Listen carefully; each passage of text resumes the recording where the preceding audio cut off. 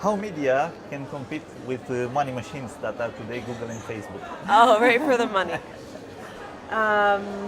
Well, it's actually something that we've thought a lot about, and I think there's a couple of ways that not necessarily look at them as competition, but also as partners. So, we were one of the first to partner with Facebook when we did they did Facebook Instant Articles. We found that it for us, subscriptions are the most important thing. So, getting people to have paid subscribers. So it didn't work out for us with Facebook and that, but Google AMP is working really well for us. We're seeing it at parity with in terms of the subscribers who are signing up through Google AMP versus coming to us directly. I think that at the end of the day, we also have to do what we're best at, and that's telling stories. And our journalists for 164 years have been telling stories about the world, and what we know we can do best with brands is to dare them to tell stories in new and exciting ways. So we launched a virtual reality app in 2015. You anticipated some of my questions. Okay.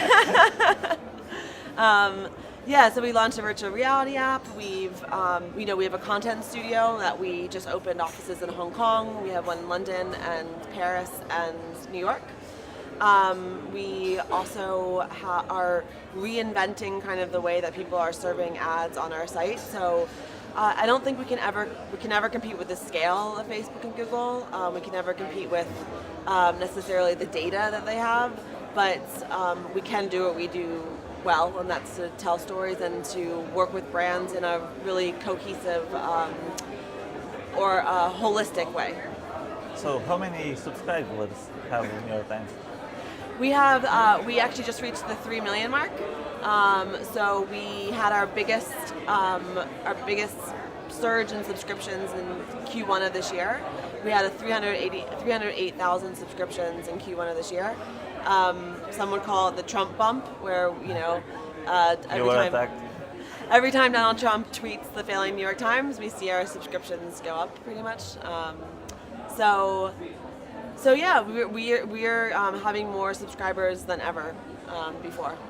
So how it's going with our tech companies, bait media companies to say so, with new initiatives like Apple Newsstand, Facebook Instant, Snapchat Stories, and so on.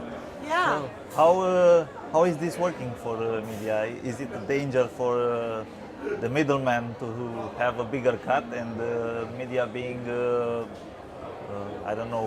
dependent like the mobile app producers from two companies? I mean, for us, again, it always comes back to the subscription. So if we feel that it's a new way to reach a new audience, so millennials are the biggest audience group that read the New York Times at this point. I think a big part of that is due to our mobile first initiatives, and that includes Snapchat. So we just launched with Snapchat Discover last month.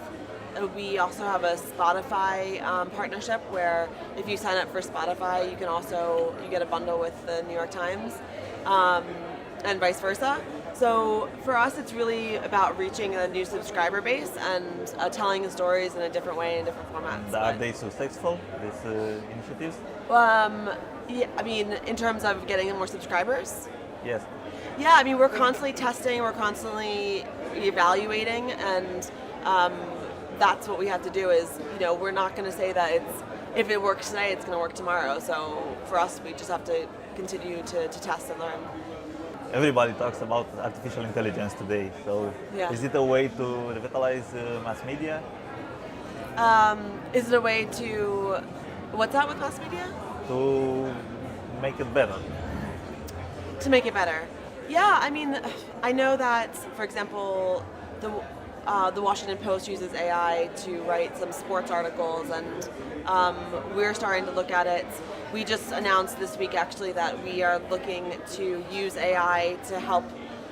Previously, we only had about 20% of our articles that had allowed comments, so we're looking to increase that with the use of Google's AI to ensure that basically moderating comments in a certain way and ensuring that our But comment not sections are writing stories. We're definitely looking into it, but it's we definitely value the human journalistic touch. How can be solved the fake news phenomenon? Diligence, consistent diligence, and consistent.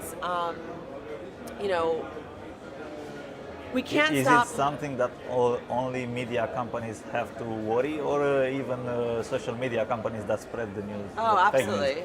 I think that social media has a really big responsibility in helping solve that. And, I mean, Facebook is, they've hired a number of people now to start to combat it. I think there was an article recently about how Facebook needs to stop calling themselves a platform and that they consider themselves a publisher, especially considering that they are starting to create content in their own way or hire people to do that. So I think that definitely social media has a big responsibility to help us combat fake news. How do you see Great Britain and Germany's proposals to fine social media companies that do not take down fake news or extremist postings? You know what? I'm not sure I can comment on that, but from a personal level, I feel differently. But I'm not sure that I can comment on that. It's the New York Times. Thank you. Sure. Thank you so much.